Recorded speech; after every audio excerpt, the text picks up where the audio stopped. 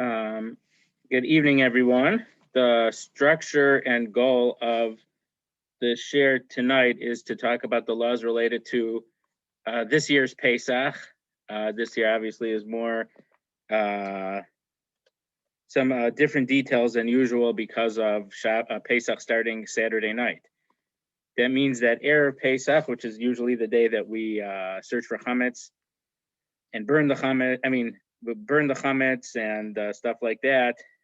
We can't burn it on Shabbos, and we'll discuss what we'll do for hamotzi on Shabbos, and then we'll talk about, in general, the laws of Pesach and the Seder night. Afterwards, it'll be open questions. I'm not the anti-question. I'm just saying, while when I'm done with what I want to present, I'll take whatever questions you have, even about not about things that I'm discussing here. So that's the plan. And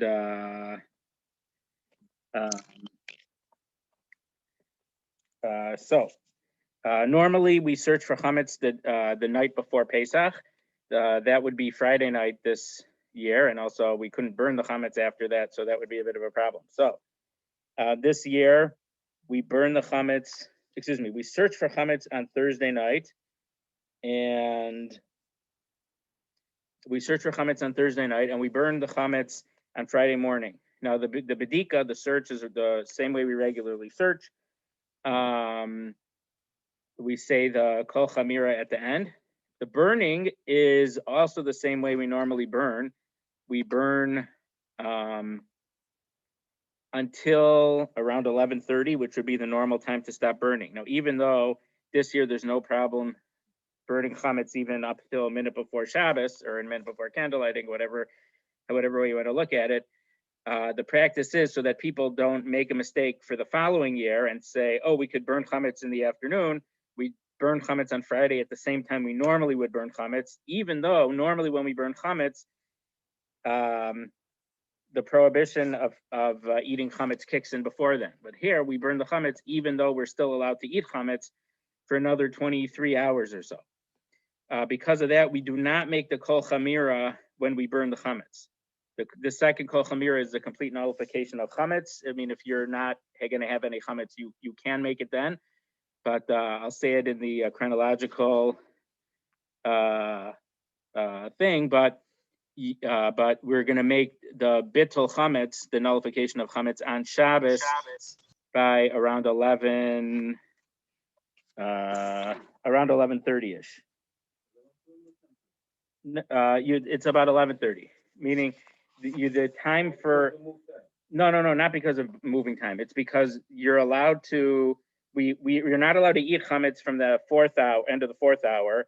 You're allowed to use it for another hour. You could derive benefit from chametz that's not eating. You could feed your pet. You could still own it, but you can't eat it. So there's a difference in time. That's why that's a difference. I think the time is actually 11:40. I think it's 11:41, but I'm telling people 11:40, just not to cut it too close. So again, we search for chametz Thursday night, regular searching, regular bittul. We burn the chametz Friday, and we do not make the kol chamira. We don't make the bittul on Friday mornings unless you're done with all your chametz, because we could still have chametz later, and we'll make the bittul on Friday morning.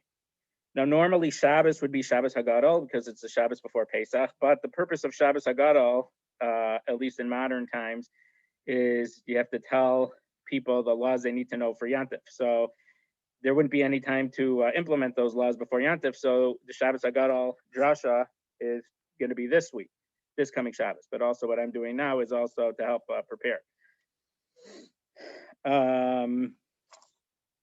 The first for the fast for the firstborn is usually Erev Yantif. Obviously, we don't fast on Shabbos. We actually there's actually an opinion that we could fast on Thursday, which is the opinion we follow. There is opinion that we would fast on Friday. So I did read of a certain Bakubal Posek in Yerushalayim who would have a siyum both days, Thursday and Friday, when the year fell out like this. We're only doing the siyum on Thursday. We'll have a siyum here, and if you can't make it here after 6 o'clock minyan, you could call in or do the Zoom. and I'll do the Zoom, see them on Zoom also on Thursday morning. It'll be around 6:30 in the morning. And it'll be the same Zoom link that we're using right now for the fast of the firstborn on Thursday. Okay. Or should I? You have to be up at around 6:30. You need a wake up call. Okay, I'll try to to remember that. I'll remind me before you go, and I'll put it in my phone to make a reminder. Okay, so for the Seder, I'm still getting ahead of myself because we didn't get to Friday afternoon yet. But for the Seder, we need to prepare certain things like the hard-boiled eggs, the shank bone, charoses, salt water, things like that.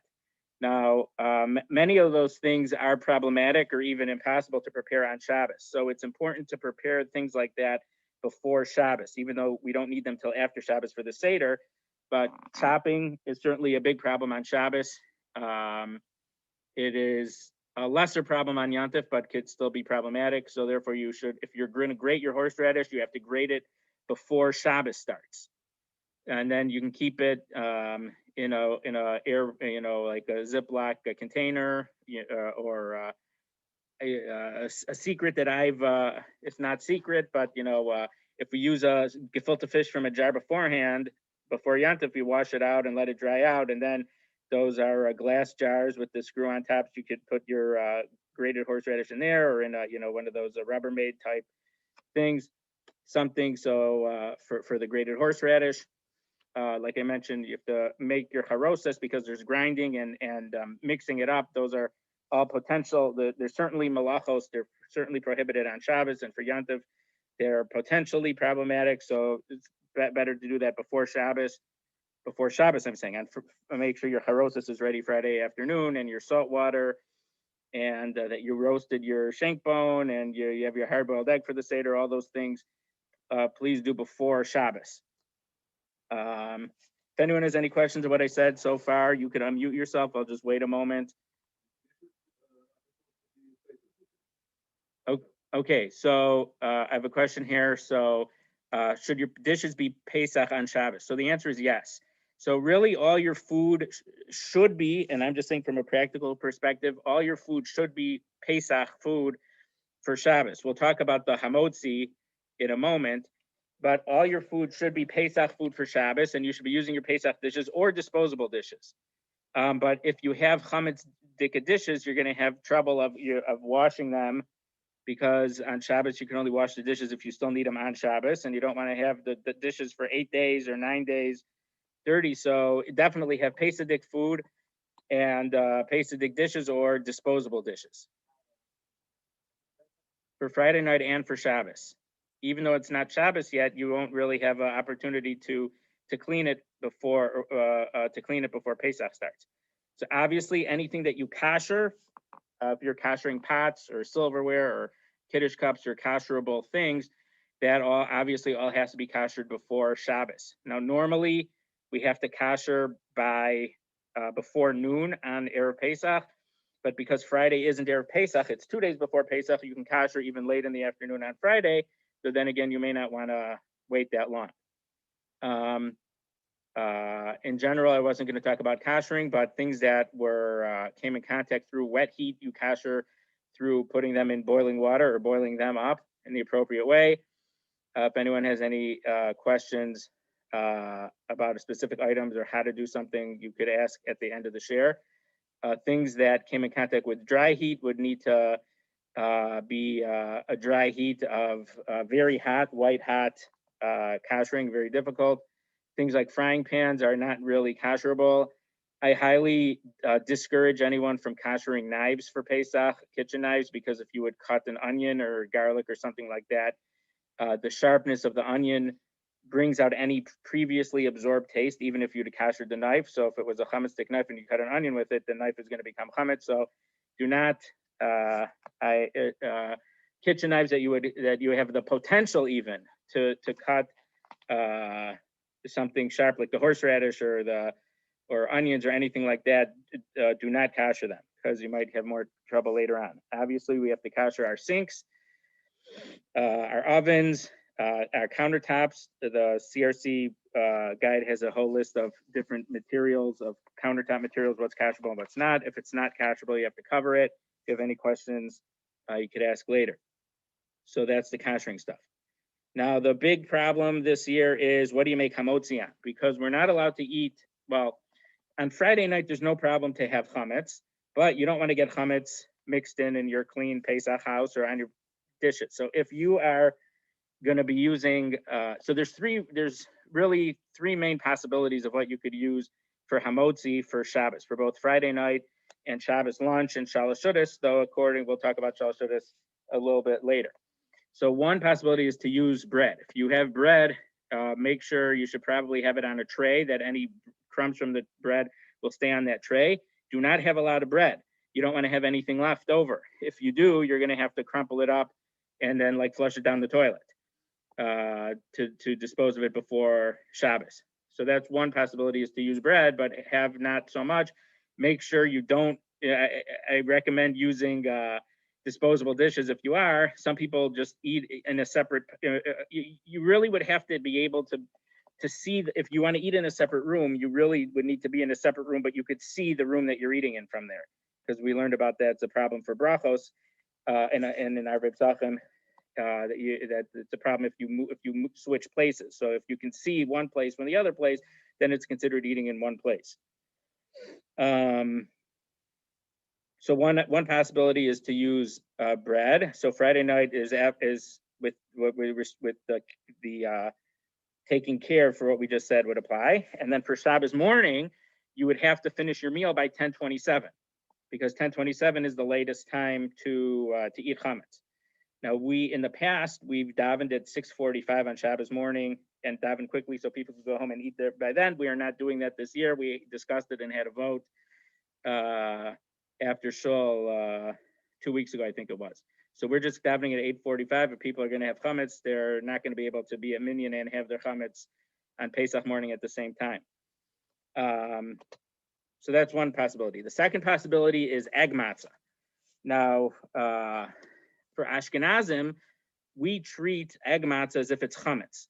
We only allow people who can't really eat regular matzah that they're allowed to eat egg matzah on Pesach. And just so you know, egg matzah is made not with water.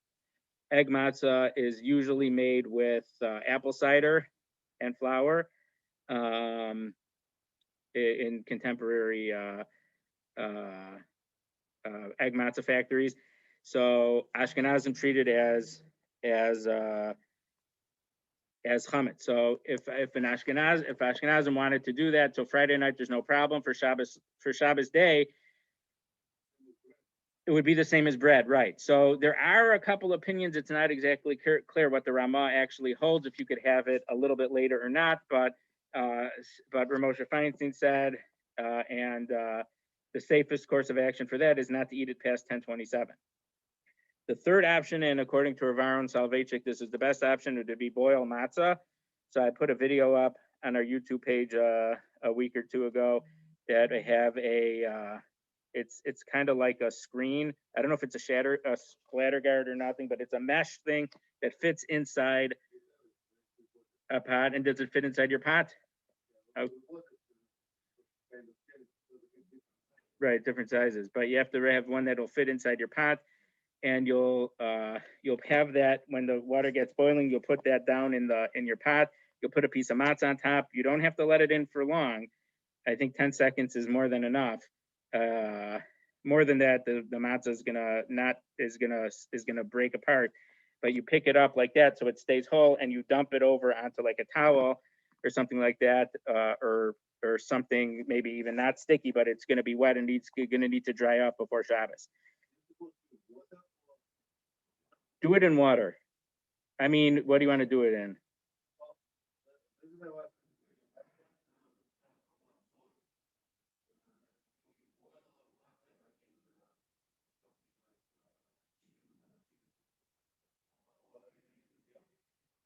If you want to put it in chicken soup, you can. It's not a problem, but it has to be rolling boil. It has to be boiling. What? Yeah, so the point is that because it started out as bread, it'll stay hamotzi when it stays as a whole piece, or if the partial piece, it'll stay hamotzi also. I don't see it being a problem, but there's also no problem doing either way. The main point is that because there's a problem, you're not allowed to eat matzah on the Erev Pesach, so you don't ruin your taste for matzah. So when you boil it, it changes the texture and the taste enough that you couldn't use it at the Seder. So that's why we're able to use it on Erev Pesach, and it's Pesach. It's 100% kosher for Pesach. So that way you could have on your Pesach dishes or disposable, whatever's easier, and you don't have to worry about chametz. You don't have to worry about finishing by 10:27. So boiled matzah is a convenient way to get around all those problems. Yeah. Rav Ovadia Yosef, I was told that Rav Ovadia Yosef also recommended people using boiled matzah, even though according to Sfardim, there's much less of a problem to use egg matzahs. And egg matzahs?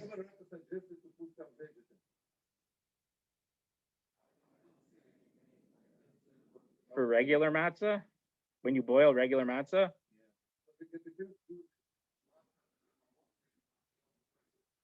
Oh, right. So there's a separate problem, right? Yeah, Sfardim hold that matzah is only a cracker, and only the importance of Pesach makes it. So right. So I didn't see it inside, but I was told that Rav Ovadia Yosef said that boiled matzah is a good way. Egg matzah, he also said, which for Sfardim it's okay, but Ashkenazim is not okay. I don't know about the vegetable. I don't know. Okay, so in regard to shalashudas, normally shalashudas you should wash for, but also we can't have a meal after around, what time is it? Around 3 or 4 o'clock in the afternoon on Shabbos afternoon. So besides for not eating matzah, we can't eat anything for a few hours before the end of the day on Shabbos afternoon. And again, the Shabbos afternoon is March 27th.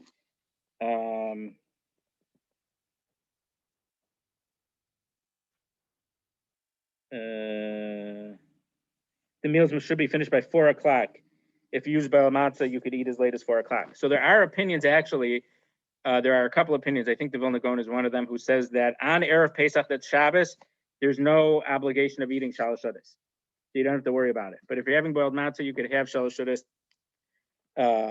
by then. If you're having chametz, you're going to have 2 meals before 10:27, which is you're going to be hungry later in the day. If you have, you could have fruit or even, chicken or meat or egg salad, something like that. You could have that in the afternoon also as shalosh shudas. You're not going to make hamotzi, but that wouldn't be a problem to have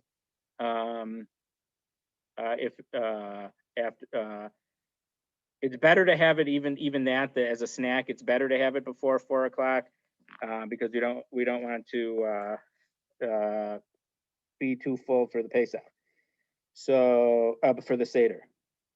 So again, remember to nullify your chametz before 11:40 on Shabbos afternoon, and we just spoke about shalosh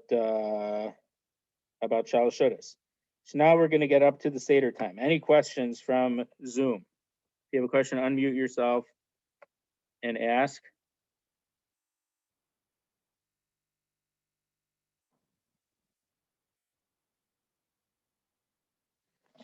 Okay, so in Chicago, I know we have some international people here. So the times that I'm saying, the 10:27, 11:40, these are all for Chicago times. If you're outside Chicago, check your local listings. So candle lighting after, so Yantif follows right after Pesach, right after Shabbos. So we have to wait for Shabbos to go before we can make any preparations. The candle lighting is not before 7:54. For the women who will be lighting candles, or for if men would be lighting candles, you should say the mini Havdalah Baruch Hamavdil Ben Kodesh LaKodesh before you light. You have to light from an existing flame. So if you have a gas range that you're leaving on with a blech, you could take the fire from there. If you don't, or you're not having that, you should light a yahrzeit candle before Shabbos, so you can then you'll have an existing flame to light your Yantif candles. So all preparations for the Seder can't begin before 7:54. So then you could set your table and do things like that. So obviously there's a lot of mitzvahs of the Seder night. We have to eat, drink the 4 cups. The first 2 you must recline. The last 2 you should recline, but if you didn't, it's okay. We have to eat matzah. We have to eat maror dipped in charoses. You don't have to eat the charoses. You just have to dip in charoses. If you like the charoses, you could have it during your meal. We eat the sandwich, korech of matzah and maror sandwich. We eat our festive meal. We eat the afikomen after the meal, and then we obviously have to say halal. So I skipped a couple important parts because we know the whole Seder, the Kadesh, Orchatz, Karpas, Yachatz, Magid, Rachza, all those steps. But obviously the main mitzvah is, and the one that we have to expand on, is to tell the story of the Exodus, and we have to see as if we were freed. And that's one of the reasons why we have a mitzvah to say Hallel later, or according to some even before. But I'm not going to talk about that. So there's a mitzvah to. So obviously we have to tell the story of the Exodus. According to some Rishonim, the mitzvah, there is not an independent mitzvah of telling over the story of the Exodus, but it's part of eating the matzah. That when you eat the matzah and you have the matzah on the table, you have to talk about the story of the matzah, which is the story of going free on Pesach night. So those are many mitzvos that we get to do on the Seder night.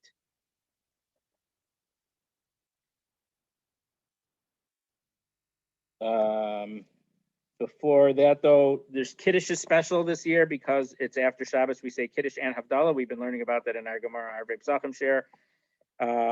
So we were going to make the Kiddush called Yak Nahaz. It's so use your regular matzah. It's Borei Pri Hagafen like you normally start with. It's the Kiddush bracha which we normally have. Then you make ner. You make the bracha on the fire. Now because it's still Yantif, you can't, well, if you would light a Havdalah candle, you'd have to hold it till it burns all the way down because we can't extinguish it on Yantif. So there's a couple possibilities of what to do for Havdalah, for the candle. One is, well, the newest thing is they sell now 2 wicked candles that are the size of a Shabbos candle. They'll obviously burn less because there's 2 wicks, but a Havdalah candle it has to be at least 2 wicks. It has to be a halachic torch, not just a simple candle. So you can get one of those. They call it a Yak Nahaz candle. Yeah, which is the abbreviation of the order of the 5 brachos. Yak Nahaz. Yeah, I saw it at Jewel. Hungarian probably has it too. I didn't go through I happened to see it at Jewel. I didn't happen to see it at Hungarian. Or you could take an extra candle, like one of the candles that you already lit for your Yantif candles. You can take an additional candle, hold that candle next to the candle, so when the 2 are together, it's a double flame, and you could make the bracha on that, and then put that additional candle, you can't burn that one out either, put that in a candlestick so it can safely burn till it gets extinguished in the candle holder or the candlestick. Or if you have clear incandescent bulbs, according to Rav Aaron, and there are LEDs certainly don't work, fluorescents don't work, but if you have a clear incandescent so you can see the filament glowing, Rav Aaron said that you can use that as your candle for Havdalah. So you could use that for the Yak Nahaz, for the Havdalah of the Pesach night. And then after that, we make the bracha of Havdalah, which is a little different than the regular Havdalah for a couple reasons. But the main thing is that the bracha at the end isn't Hamavdil ben Kodesh L'chol, that we separate between Shabbos and weekday, but we say Hamavdil ben Kodesh L'Kodesh.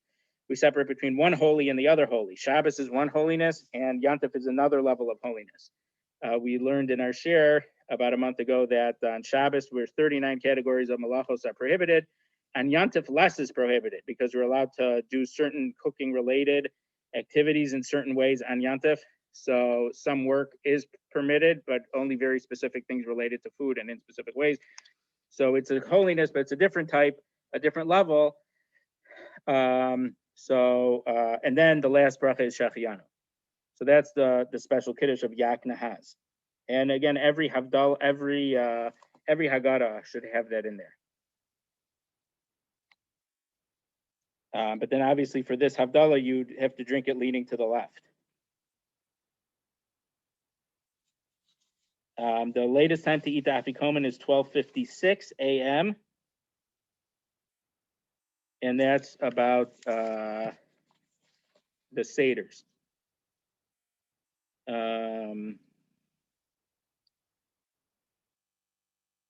After you light candles, it might be a little too early, but once you light candles on Saturday night, you can warm up food. If you left your oven on or your blach on, you could start warming up food once you light the candles. Depending on how long your Seder is, it might be too early to start warming up the food. But once you light candles, you can start warming up the food for the Seder. Some people, for the second night, some people have accustomed to have a new fruit or wear a new suit or dress or something, because we say Shachayanu again the second night. It's not a problem if you don't, but some people have a new fruit or suit or dress, something like that. So the Shachayanu, they also goes on that special new clothing or the new fruit.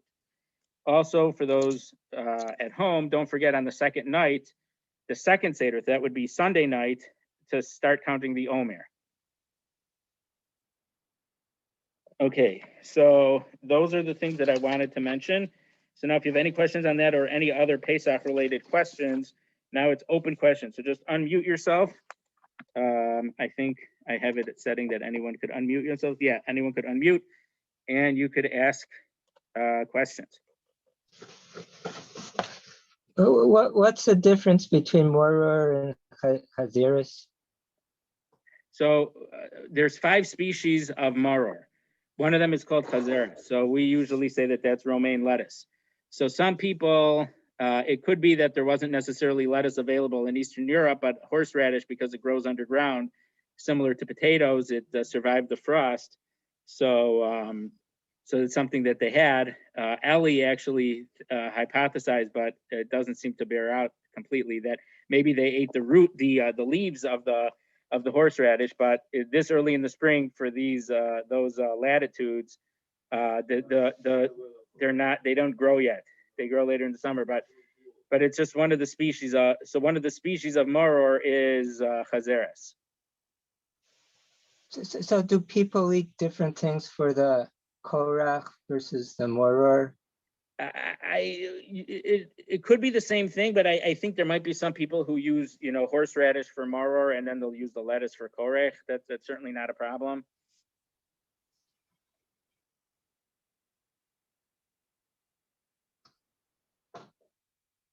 So it is a little hard to dip a grated horseradish into charosas.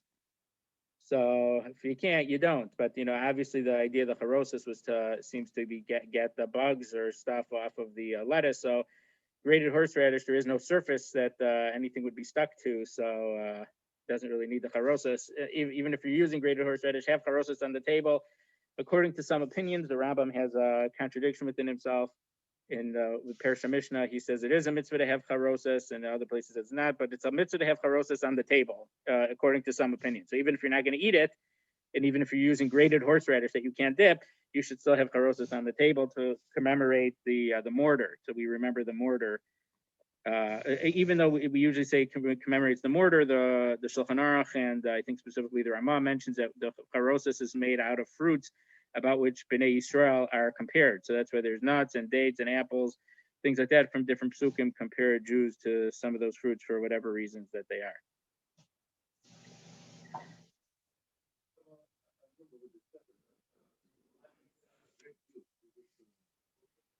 are. Okay, light grape juice. If you buy the Kedem grape juice, light grape juice that says kosher kiddush labrakosos, yes, it's fine to use it for kiddush and for kiddush and abrakosos.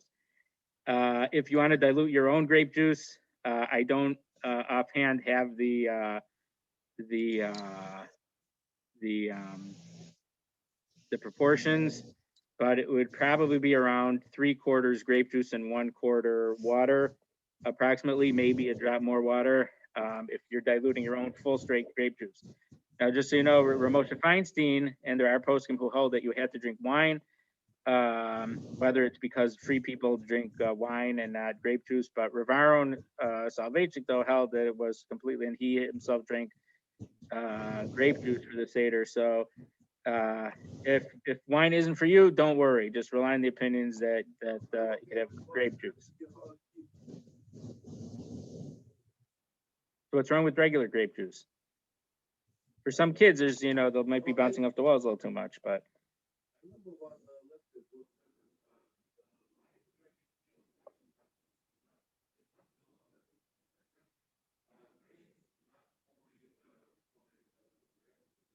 not. I don't think Kedem light grape juice is made that way. They use real grape juice and some water, I think, and some concentrate.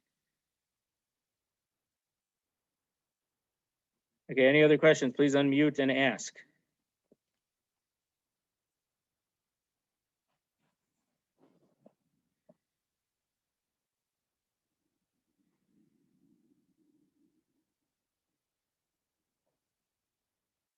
Okay, here's a question I expected, but no one has asked yet.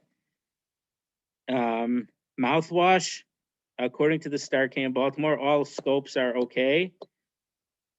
All Colgate mouthwashes are okay. And for Listerine, there are 4 types of Listerines that are okay. Yeah.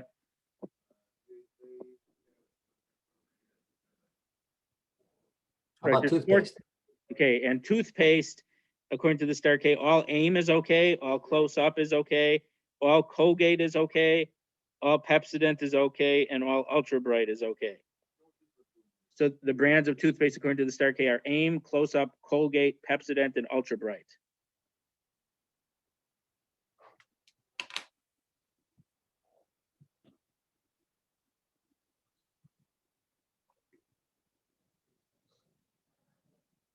Sensodyne is not on that list.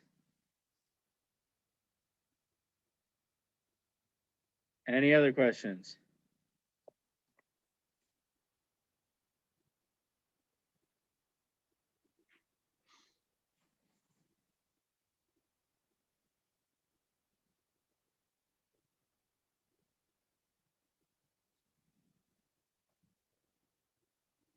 Going once, going twice. So I'll just end up with one more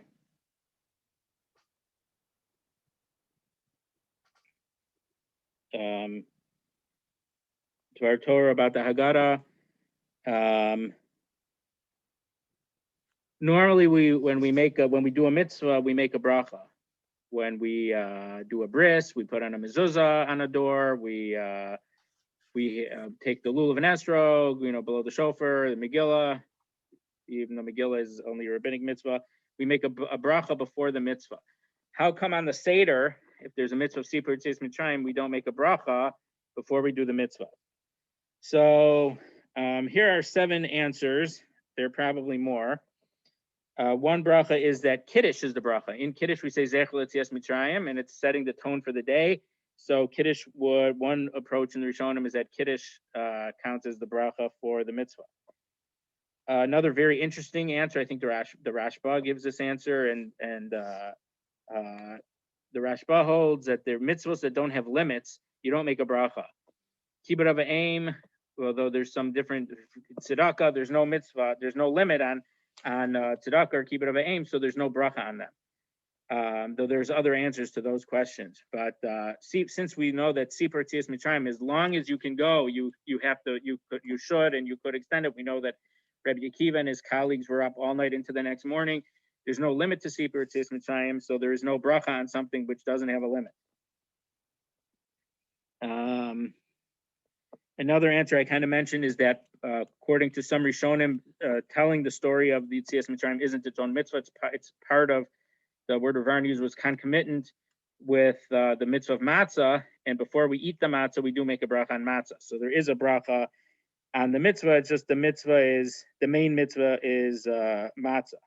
But many Rishonim hold that matzah and saying Sipur Tzis Mitzrayim are 2 independent mitzvahs.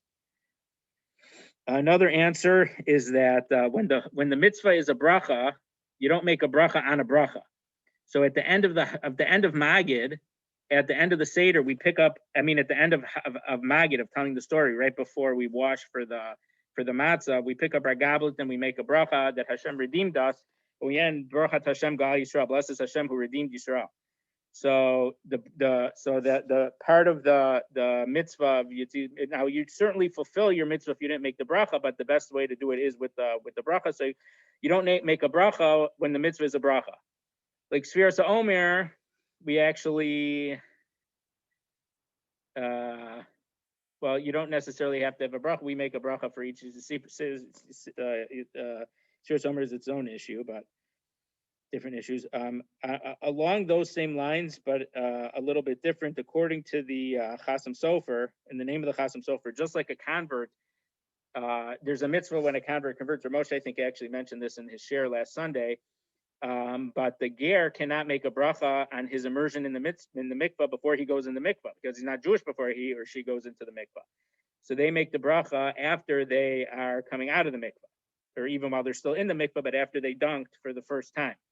So since the Chasam Sofer says, since we have to see ourselves as if we just left Mitzrayim, and that doesn't happen until the end of Magid, when we say about the whole story that happens, it's a type of situation where you make the bracha after the mitzvah, not before the mitzvah. And it seems, according to him, that bracha at the end of Magid is the bracha on the mitzvah. I think in the name of the Maharal, they say that the main mitzvah is feeling free in your heart. And a bracha is on an action mitzvah, not a feeling mitzvah. So even though we have to talk about being free, even though we definitely have to talk, and I spoke about this a few years ago, and it's in our, besides for the newsletter, if you go to the website, we have another thing with other Divrei Torah on the Haggadah and on Pesach from me and from Eli and from my father and from Rav Moshe. So the one that I have, the Prisoner's Haggadah, we talk about the idea of feeling free and the need to verbalize it in there. The Rosh points out that many mitzvos are also to commemorate Mitzrayim, and we don't make a special bracha on them. He mentions, I think he mentions Bikurim, the first fruits, to remember that Hashem took us out of Egypt and gave us our own land. So he says, so there's many things in regard to the Exodus that they're done for the Exodus and they don't have a bracha. So this one doesn't have a bracha either. So those are 7 answers why we don't have a bracha on the mitzvah of telling over the story of the Exodus. I think some hold, actually,